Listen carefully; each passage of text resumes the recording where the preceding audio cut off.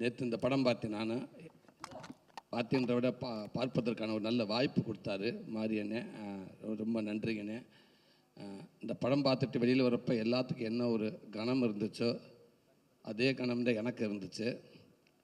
வெளியில் வந்த உடனே மாரியண்ணனை இறுக்கி கட்டி பிடிச்சேன். அத்தனை முத்தங்கள் கொடுத்தேன். அவர் முகத்தவே நினச்சிட்டுன்னு நினைக்கிறேன். நான் முத்தம் கொடுத்தேன். நான் இருக்க கட்டி பிடிச்சது எந்த அளவுக்கு கட்டி பிடிச்சி எனக்கு தெரியலை. கண்டிப்பாக என்னோடய கை தடம் அவர் மேலே பதிஞ்சிருக்குன்னு நினைக்கிறேன். அந்த அளவுக்கு எனக்கு இந்த படம் பிடிச்சிருந்துச்சு. படம் பிடிச்சது அப்படின்றத விட மிஸ்கின் சொன்ன மாதிரி பாடம் தான். என் வாழ்க்கையிலையும் அது எல்லாத்தையுமே நான் பார்த்துருக்காது. கண்டிப்பாக எல்லார் வாழ்க்கையிலும் அது பார்த்ததுனால தான் ஒரு விஷயத்தை படம் பண்ண முடியும். சும்மா ஒருத்தர் மட்டும் ஒரு வாழ்க்கைக்குள்ளே இருந்த மட்டும் அது படமாக கொண்டு வந்துட முடியாது. எல்லார் வாழ்க்கைக்குள்ளே இது இருக்குது. நான் அதை பார்த்துருக்கேன். எல்லோரும் சொன்னாங்க இது முதல் படம் அப்படின்னு. அண்ணனுக்கு அவர் பண்ண வேண்டிய முதல் படம் அப்படின்னு. இது 4வது படம் அவர் பண்ணியிருக்கிற அந்த படத்துக்கான பெருமையாக இருக்கும்னு நான் நினைக்கிறேன். இது முதல் படமாக பண்ணியிருந்தாருன்னா மாது செல்வராஜன் நம்மளோட வாழை அப்படின்னு போயிருக்கும். எல்லோரும் பார்த்துருப்பாங்க, இல்லைன்னு சொல்ல, நல்ல விதமாக எழுதியிருப்பாங்க. அதற்கு முன்னாடி 3 படங்கள் பண்ணி மாது செல்வராஜன்னா யார் அப்படின்னு ஒரு மிகப்பெரிய ஒரு பதிவை பண்ணிவிட்டு இப்போ நான் பண்ணுற என்னோடய முதல் பதிவை இது வரைக்கும் அடித்ததெல்லாம் சும்மா அது போர் கிடையாது, செக்ஸு கிடையாது. இப்போ அடிக்கிற மாதிரி இதுதான்டா செக்ஸு அப்படின்னு நினச்சி அடித்த மாதிரி இருக்குது இந்த படம். அதனால தான் இன்றைக்கி இவ்வளோ பெரிய மேடை, இத்தனை பெரிய இயக்குநர்கள், இன்றைக்கி தலை சிறந்த இயக்குநர்கள், சினிமாவுக்கு முக்கியமான டெக்னீஷியனுங்க, தயாரிப்பாளர்கள், ஒட்டுமொத்த பேர் சேர்ந்து எப்படி ஒரு குடும்பத்தில் ஒரு நல்ல விஷயம் நடந்துச்சுன்னா அந்த உறவுகள் அத்தனை பேர் வந்து சேர்ந்து எப்படி அதை கொண்டாடுவாங்களோ அதே போல் இன்றைக்கி தமிழ் சினிமாவில் இருக்க உறவுகள் அத்தனை பேருமே வந்து இன்றைக்கி ஒருத்தர் இங்கே நிற்க வச்சு கொண்டாடுறாங்கண்டா அதற்கு தகுதியான ஆள் கண்டிப்பாக நம்ம மாது செல்வராஜன் இருக்கான்ற நான் ரொம்ப ஆணித்தனமாக சொல்கிறேன்.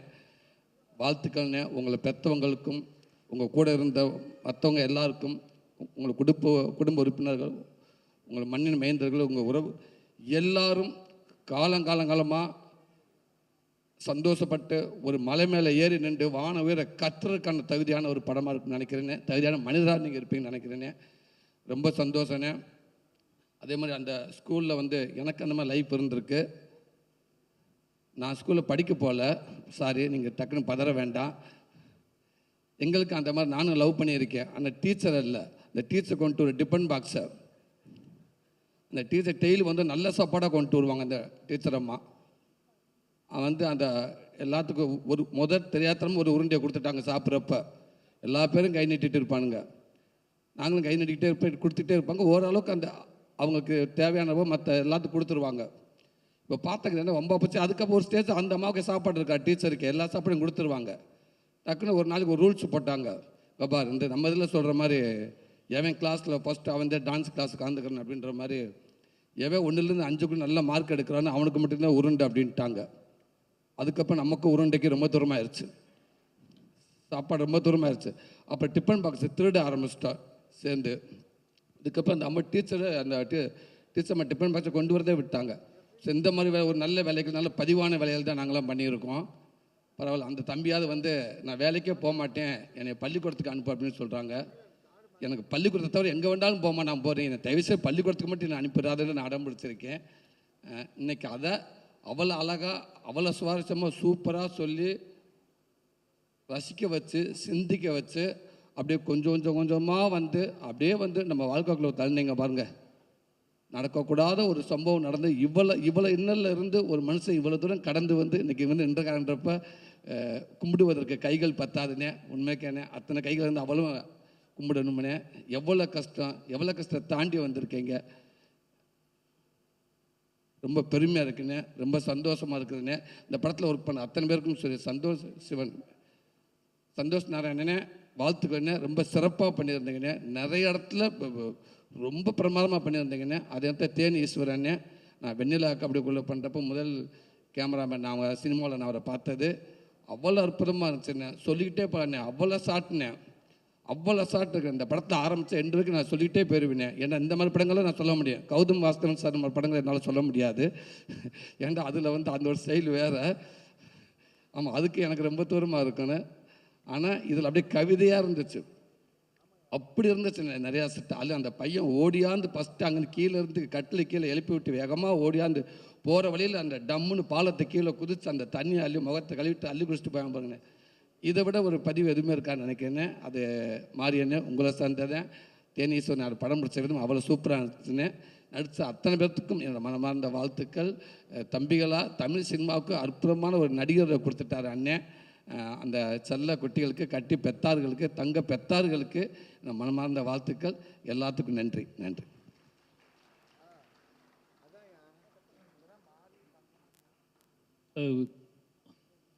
ரொம்ப நன்றிண்ணே. 23 யோசிச்சு பார்க்கவே முடியாத விஷயந்தான். ஏன்னா அண்ணனோட கொட்டுக்காளி ரிலீஸ் ஆகுது. நானும் கொட்டுக்காளி பார்த்துட்டு அவரும் வாழையை பார்த்து ரெண்டும் ஒரே நாள் பார்த்தோம். அண்ணன் வந்து வாழையை பார்த்துட்டு போனார். அதுக்கப்புறம் நான் கொட்டுக்காளி உட்காந்து பார்த்தேன். அதே ஸ்க்ரீனில் அதே தேட்டரில் அதே சீட்டில் உட்காந்து நான் பார்த்தேன். அவர் பார்த்துட்டு வாழையை பார்த்துட்டு கட்டி பிடிச்சிட்டு போகிறாரு. அவர் போனதுக்கப்புறம் நான் கதவை பூட்டிட்டு கொட்டுக்காளி பார்த்தேன். ரொம்ப என்ன சொல்கிறது, ரொம்ப பெருமையாக இருக்குது, சந்தோஷமாக இருக்குது.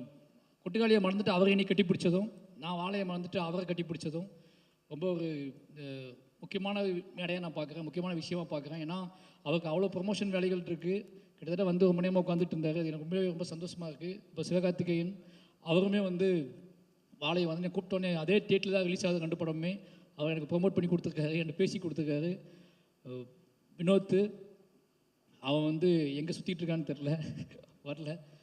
ரொம்ப நிச்சயமாகவே எனக்கு ரொம்ப சந்தோஷமாக இருக்குது. 2 படமும் ஒன்றா வருது அப்படிங்கிறதுல வந்து 2 படம் ஒன்றா டேட்டு போடும்போதே அடிக்கடி பேசிகிட்டு இருக்க ஆட்கள் தான். நாங்கள் அடிக்கடி பேசிகிட்டு இருக்க ஆட்கள் போது வாழை ரிலீஸ் ஆகுது, கொட்டுக்காளி ரிலீஸ் 2 பேரும் 2 படமும் ஒன்றா ரிலீஸ் ஆக வேண்டிய படம் அப்படிங்கிற மாதிரி தோண ஆரம்பிச்சிருச்சு. ஒரு கடத்துக்கு மேலே 2 ஒன்றா வந்தால் இன்னும் பெட்டராகும் தோண ஆரம்பிச்சிருச்சு.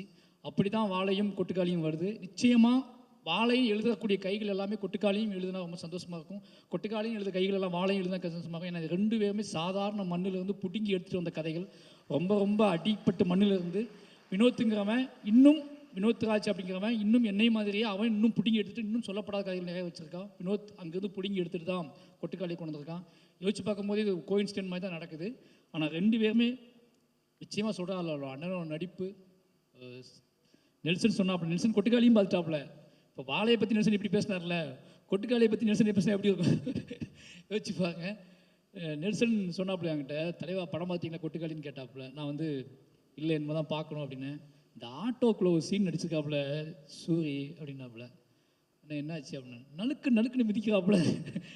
அப்போ தான் கூப்பிட்டு கேட்டேன், இது வந்து ஆர்டிஸ்டாக இருக்காதோ ஆட்டோக்குள்ள உட்காந்துக்கிற ஃபுல்லாக. அதே மாதிரி டைரக்டர் வினோத்தில் கூப்பிட்டு கேட்டேன், ஆர்டிஸ்டான்னு கேட்டால் இல்லை அது எங்கள் ஊர் சொந்தக்காரங்க அப்படின்னாரு. சொந்தக்காரங்களை கூட்டி வந்து மிதிக்கிறது தான் வேலையை அவங்க 2 பேர்த்துக்கும் அப்படின்னு கேட்டார். ஏன்னா வாழையிலையும் அதே தான், எல்லா கஷ்டத்தையும் எங்கள் சொந்தக்காரங்க தான் அனுபவிச்சாங்க. அது ஏன்னு அவருக்கு தெரியும். அவ்வளோ மிதிக்க முடியாது அடுத்தவங்கள. இதுனா நம்ம சொந்தக்காரங்களாம் நல்லா மிதிச்சிடலான்னு சொல்லிட்டு அண்ணன் மிதிக்கையிலே தெரியும். ரொம்ப அற்புதமான நடிப்பு அண்ணன் நடிப்பு. நான் கொட்டுக்காளி பார்த்து யார்ட்டையுமே பேசுகிறேன். நான் கொட்டுக்காளி நேற்று முடியும் போது 3 மணி நான் படம் பார்க்கும்போது நான் ஸ்டேஜில் பேசிக்கலான்னு விட்டேன். ரொம்ப ஒரு பெருமைப்படக்கூடிய ஒரு படைப்பாக அந்த படம் இருக்கும். நிச்சயமாக அந்த 2 படமும் ஒன்றாவது எனக்கு ரொம்ப சந்தோஷம். நிச்சயமாக அந்த 2 படமுமே தமிழ் சினிமாவுக்கு ஒரு முக்கியமான படங்களாக இருக்கும். ரொம்ப நன்றிண்ணே. தேங்க்யூ. அண்ணே அப்புறம் ரஞ்சித் அண்ணே, உங்களுக்கும் தங்களான் டீம் எல்லாருக்கும் என்ன மனமார்ந்த வாழ்த்துக்கண்ணே. ரொம்ப சந்தோஷமாக இருக்குண்ணே. காரில் உட்காந்து போகிறப்ப 1000 போஸ்ட்டுகள் பார்த்தாலும் இந்த மாதிரி போஸ்ட்டை பார்க்குறப்ப நாங்களும் உலக சினிமாக்கிட்ட இருப்போம்டா, எங்களாலையும் படம் பண்ண முடியும்டா அப்படின்ற உங்கள் போஸ்ட்டு காட்டிக்கிட்டே இருக்குண்ணே. உங்களுக்கும் விக்ரம் அண்ணனுக்கும் டீம் எல்லாருக்கும் வாழ்த்துக்கள்ங்கண்ணே. நன்றிங்கண்ணே. Thank you sir. 2 பேருக்குமே எங்களுடைய வாழ்த்துகள். அடுத்ததாக இந்த தருணத்தில் எனக்கு எப்பவுமே சில படங்கள் சமூக நீதி